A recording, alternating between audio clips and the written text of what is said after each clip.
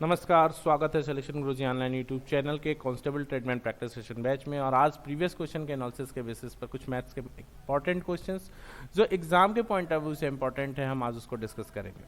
तो स्टार्ट करते हैं आज का सेशन एक मोटिवेशनल कोट से। ज़िंदगी की हर सुबह कुछ शर्तें लेकर आती है और ज़िंदगी की हर शाम कुछ तजुर्बे देकर जाती है।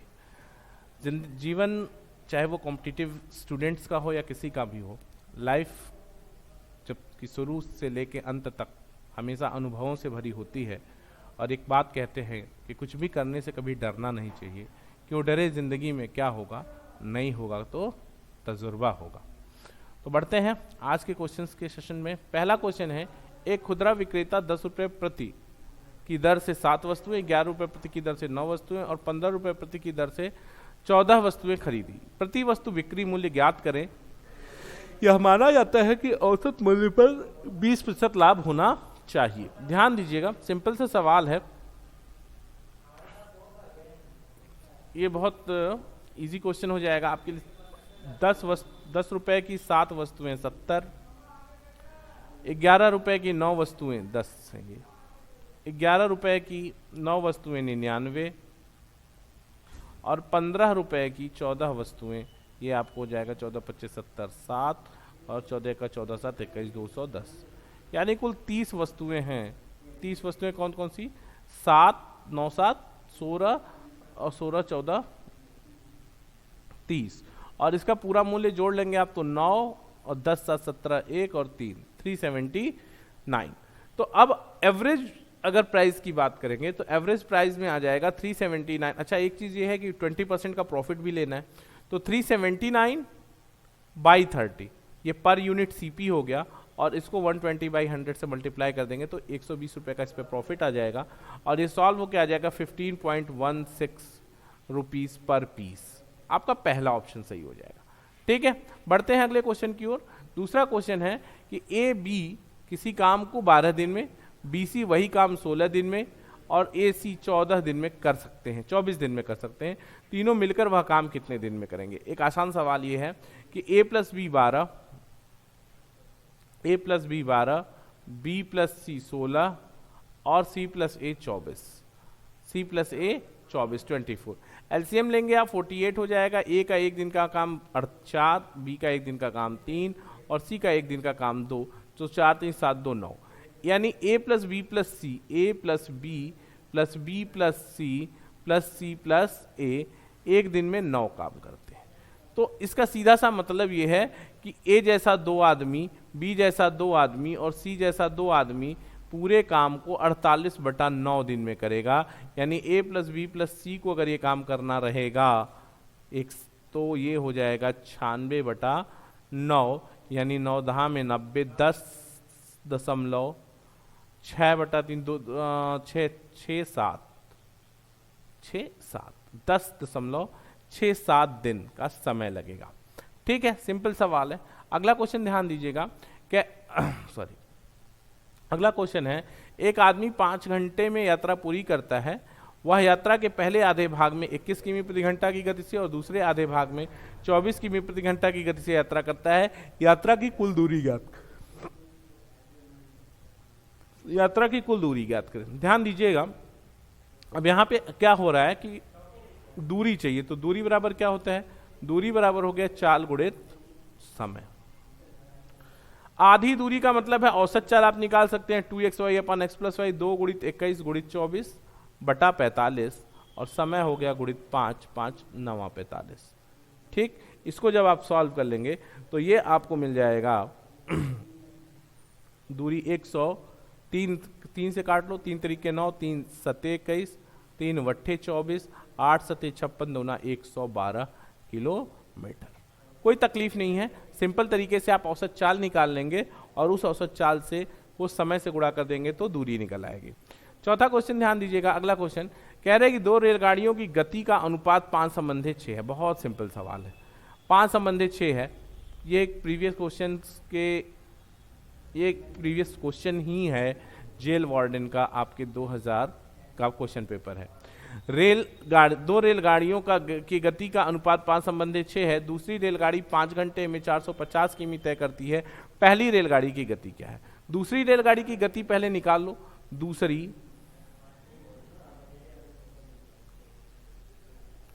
दूसरी की गति बराबर, चाल बराबर दूरी बटा समय। दूरी का मतलब 450 बटा 5 यानी 90 km/h। अब देखो यार चाल क्या दे रहे हैं, S1 और S2, क्या रेशियो है 5:6, और ये 6 कितना है 90 है, तो 15 छक्का 90, 15 पचे 75, यानी पहले वाले की चाल कितनी हो जाएगी 75 km/h। डी ऑप्शन करेक्ट हो जाएगा। अगला क्वेश्चन ध्यान दीजिएगा, एक आयताकार भूखंड की लंबाई उसकी चौड़ाई की 3 गुनी है। एक आयताकार भूखंड की लंबाई उसके चौड़ाई की 3 गुनी है। भूखंड का क्षेत्रफल 768 वर्ग मीटर है। भूखंड का परिमाप ज्ञात कीजिए। सिंपल सवाल समझने की कोशिश करिएगा आप। कह रहे हैं कि एक भूखंड की लंबाई चौड़ाई की 3 गुनी है, यानी अगर चौड़ाई x है तो लंबाई 3x है, और ये बराबर है 768 के, या यूँ कह सकते हैं आप कि 3x² = 768, या x² 3 दूनी 6, 1 3 5 15 3 6 18, x बराबर 16, ये लंबाई हो गई। x बराबर 16, ये क्या है लंबाई है। चौड़ाई क्या हो जाएगी, चौड़ाई 3x बराबर हो जाएगी 16 48, और बात परिमाप की कर रहे हैं तो 2l + b बराबर 2l, 48 + 16, 48 10 58, 6 64 दूना 128 मीटर इसका परिमाप हो जाएगा। कोई दिक्कत नहीं यहाँ तक। अगला क्वेश्चन ध्यान दीजिएगा। अगला क्वेश्चन है, 3 अंकों की एक संख्या ABC है जिसमें A 100वें स्थान पर, B 10वें स्थान पर और C इकाई स्थान पर है। इस संख्या को ABC के रूप में लिखा जाता है तथा इसे 7, 11 और 13 के लघुत्तम समापवर्त से विभाजित किया जाता है। परिणाम क्या होगा? क्वेश्चन ध्यान से एक बार पढ़ लीजिए। 3 अंकों की एक संख्या ABC है जिसमें A 100वें स्थान पे, B 10वें स्थान पे और C इकाई स्थान पर है।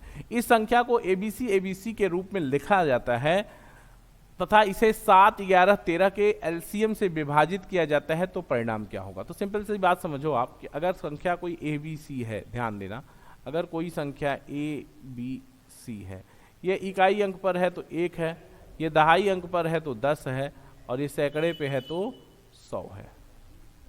यानी कुल ABC कितना है 111 है।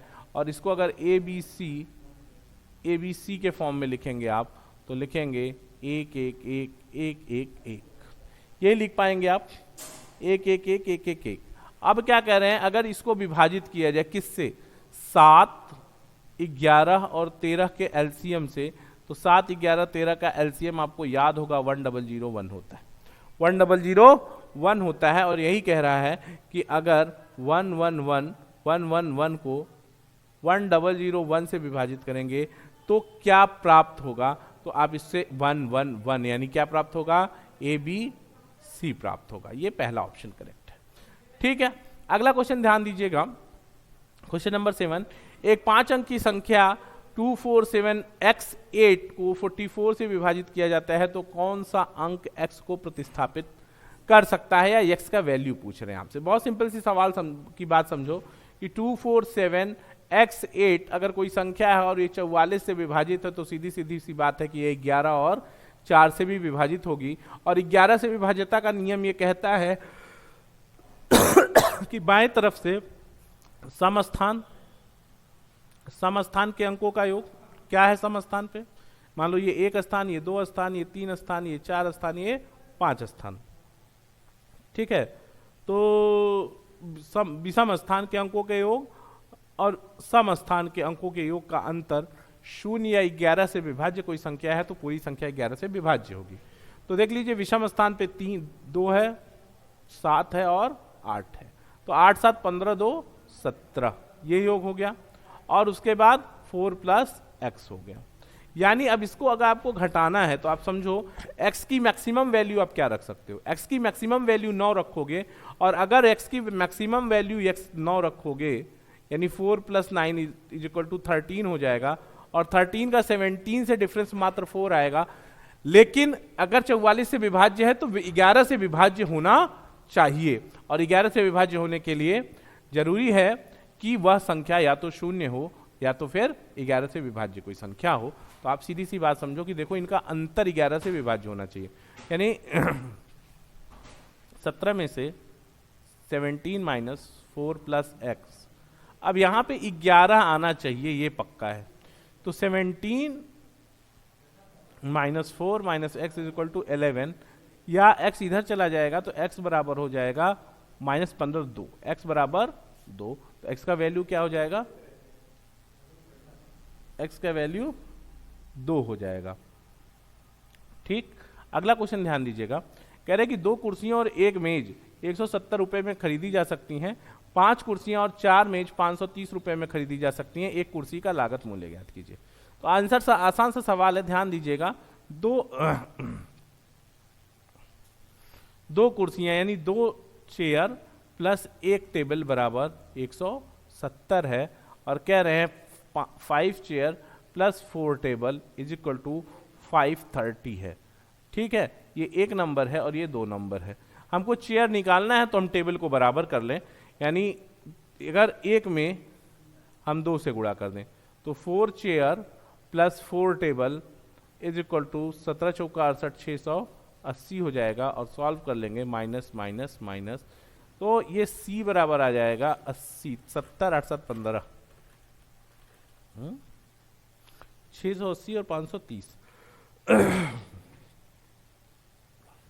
ठीक है, तो यहां से आ जाएगा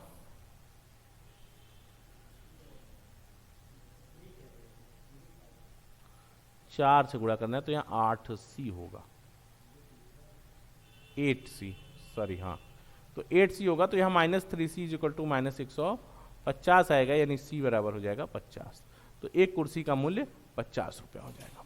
अगला ध्यान दीजिएगा, अगला कह रहे हैं कि 256 के वर्गमूल, 256 के वर्गमूल और 16 के वर्गमूल, ध्यान दीजिएगा, 216 के वर्गमूल, 256 के वर्गमूल 16 और 16 के वर्गमूल 4 के गुणनफल का वर्गमूल कितना होगा, तो ये कितना हो जाएगा 8।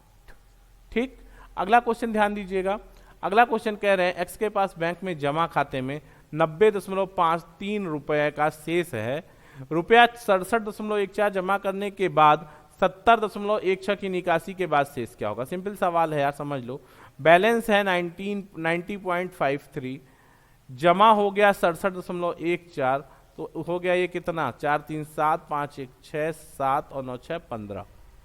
ठीक, इसमें से क्या घटेगा, घट कितना रहा है 70.16 निकासी हो रही है, 70.16 की अगर निकासी हो रही है तो 1 5 51 ये हो गया, और यहाँ 7 हो गया, यहाँ 8 87.51। ठीक है, तो सिलेक्शन गुरुजी के constable tradesman practice session batch में आज इतना ही। कल फिर मुलाकात होगी कुछ और बेहतरीन शानदार सवालों के साथ, प्रीवियस क्वेश्चंस के एनालिसिस के बेसिस पर क्वेश्चन करने की कोशिश करेंगे। तब तक देखते रहिए सिलेक्शन गुरुजी ऑनलाइन। जय हिंद, जय भारत।